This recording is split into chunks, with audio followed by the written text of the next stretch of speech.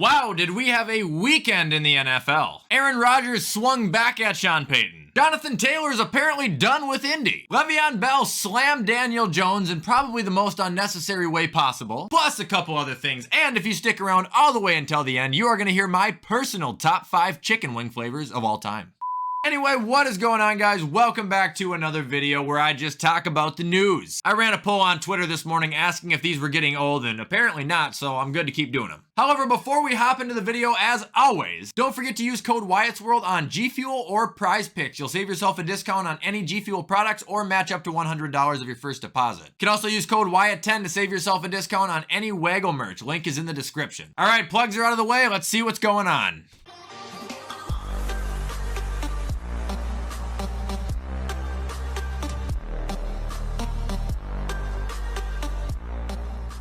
Alright, so first off, we're going to talk about Jonathan Taylor because I think it's the biggest story going on right now. It sounds like he's actually done with Indianapolis. He wants out. So basically what happened is this weekend, Jim Irsay drove all the way to training camp and met with Jonathan Taylor in his tour bus. Jonathan wanted an extension, Irsay said no, and Jonathan Taylor ended up requesting a trade. Then, not long after that, Albert Breer from Sports Illustrated said Irsay texted him saying a rejection of Taylor's request. We're not trading Jonathan, end of discussion, not now, not in October. Then it goes on to say Taylor was eligible for an extension this summer after his 3rd season in the NFL, but the Colts, like nearly every other team in the league has done with running backs, declined to lock him down long term. Then, Jim went on to say, if I die tonight and Jonathan Taylor is out of the league, no one's gonna miss us. The league goes on, we know that, the National League rolls on, it doesn't matter who comes and who goes, it's a privilege to be part of it. Essentially now he's just saying he doesn't give a shit about the situation at all. Now, you think we're done with the story, right? No. It's gonna get even crazier, so let's go to Twitter. This was not only reported by Ari either, a lot of other people, but it said the Colts are contemplating placing Jonathan Taylor on the non-football injury list due to a back injury he suffered away from the team. This means if Taylor didn't play this season, his contract would just toll to 2024, and they would have the right to not pay him anything through 2023. But then, no more than like 10 minutes after that broke out, Jonathan Taylor himself tweets, never had back pain, never reported back pain, not sure who sources are, but find new ones. What is going on, man? I don't even really have a full thought process on this situation. If you're asking me, they're not gonna trade him. He's gonna have to remain put, and if he's gonna play this year, it's gonna have to be in an Indy uniform. However, if this somehow gets really ugly, I'm not gonna be surprised because it's not every day a star player is going back and forth with his team on social media. Take him down, Johnny!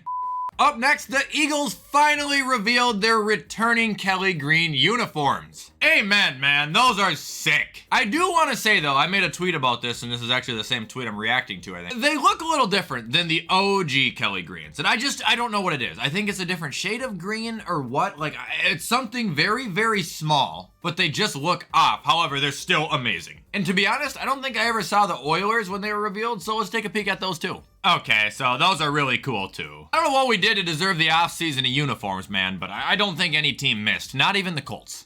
Next up, Aaron Rodgers has stepped in the ring to defend Nate Hackett in the Sean Payton fistfight. Now, to catch anybody up to par with what this is about, Sean Payton called Nate Hackett's coaching with the Broncos last year possibly the worst coaching ever in the history of the league. Not wrong, honestly. But that did lead to Robert Saleh giving some feedback, and now over this weekend, Aaron Rodgers gave some feedback. In an interview with NFL Network's Peter Schrager, I don't know if I said that right, at Jets training camp, Rodgers said it was very surprising that Shayton went after Hackett, a longtime friend and coach of the quarterback. Rodgers then had to say, it made me feel bad that someone who has accomplished a lot in the league is that insecure that they have to take down another man in order to set themselves up for an easy fall if it doesn't go well for the team this year. Rodgers then added, I thought it was way out of line, inappropriate, and I think he needs to keep my coach's name out of his mouth. Then, to be fair, Sean Payton on Friday said he had regret for the comment, saying he still had his Fox hat on, a reference from his time as an analyst for the network last season. I mean, take it how you will, I don't think he needed to really back down on what he said. Like I said, he wasn't really that wrong. It was a dreadful performance. However, yeah, a bit harsh. And again, I hate to keep complimenting Aaron Rodgers, but good for him and way to take the mature route on just kind of de-escalating the situation and calling Payton out for being a little bit ridiculous.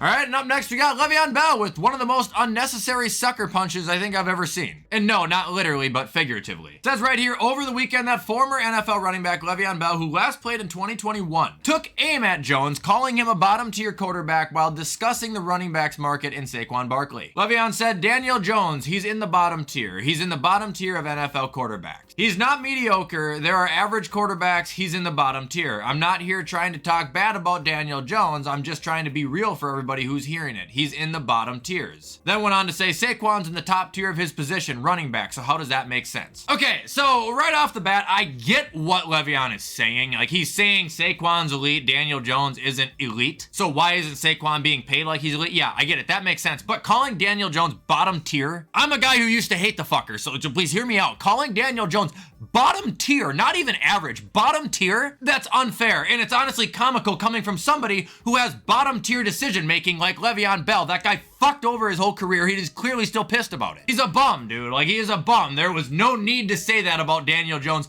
whatsoever. But he did it anyway. I stand with Daniel in this one. Le'Veon sucks.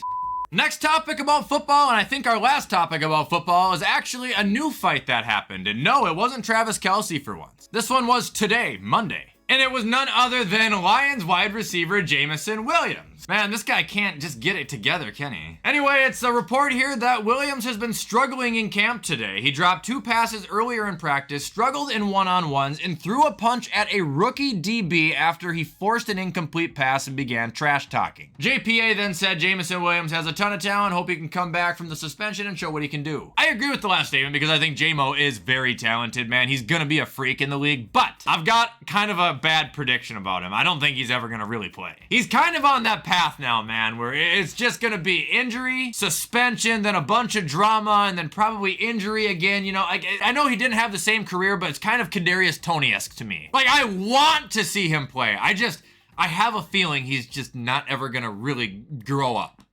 All right, and now one final thing before we hop into my chicken wing list. It is one surprising stat I found out about a crazy good NFL player this weekend. Julio Jones has never, ever once had a game with 3 touchdowns. Reception touchdowns, at least. Does that not baffle anybody? I was playing Immaculate Grid this weekend on Twitch, and I was stunned. I guessed him 3 times because I thought it was a glitch, so I had to look it up. But it's true. This man has never had a game with 3 touchdowns. And go back to any of these years. His 1,800-yard year, his 1,500-yard year, it doesn't matter. He doesn't have it. And I guess it's kind of obvious if you look at his total touchdowns. He's only had 10 once, but like, that's crazy. Julio Jones, to me, top 10 all-time talent. And he just never had a game like that. I know ass receivers who have had 3 touchdowns in a game. Like, to me, that doesn't sit well.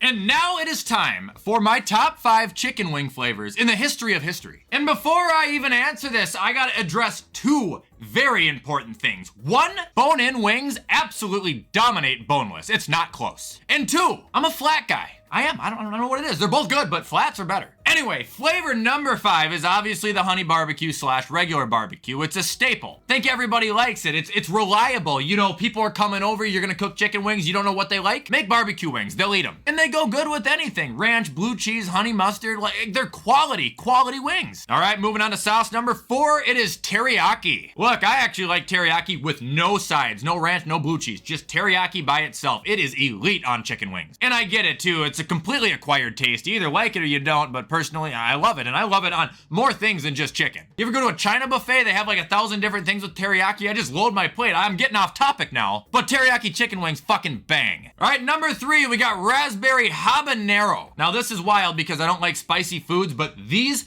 were so good, and I've only had them 1 time. I don't even know how to describe it. Like, imagine you're eating raspberry jelly, but instead of sweet, it's just boom hot. Like, you taste the fruit, but then it's hot as hell, and for some reason, it's really good. Specifically with ranch dressing too. Fruit and blue cheese, nah. Now we're on to my second favorite flavor. It is Parm garlic. Parm garlic anywhere, anytime, it's good. It's Parmesan cheese and garlic. This is a weird food take, but these are the only kind of wings that I will take home and reheat, and they taste just as good. I don't know why. The sauce like preserves the chicken. If I go to B-Dubs, I'm at least getting 10 of them. And number 1, the best chicken wing flavor of all time is buffalo, specifically buffalo and blue cheese or with ranch if you're weird. Again, it's hot. I don't like hot things, but I put up with it. Buffalo, like the flavor of buffalo is too good to cut out of my life. This might be weird to some people too, but when I put it on my wings, I like it to get really dried on there too. I don't like it to be soupy. I like it to be soaked in so it's crunchy. Oh! And those are my top 5 chicken wing flavors, everybody. All right, folks, that is going to be all for today's video. I hope you're continuing to enjoy these, and if you did, you know what to do to show support. Comment, like, subscribe, turn that bell on. I do my best to post on this channel every single day. With everything I just said, though, I got errands to do, so I'm going to get this edited so you can watch it on time. Have a fantastic rest of your Monday, and as always, I will see you in the next video.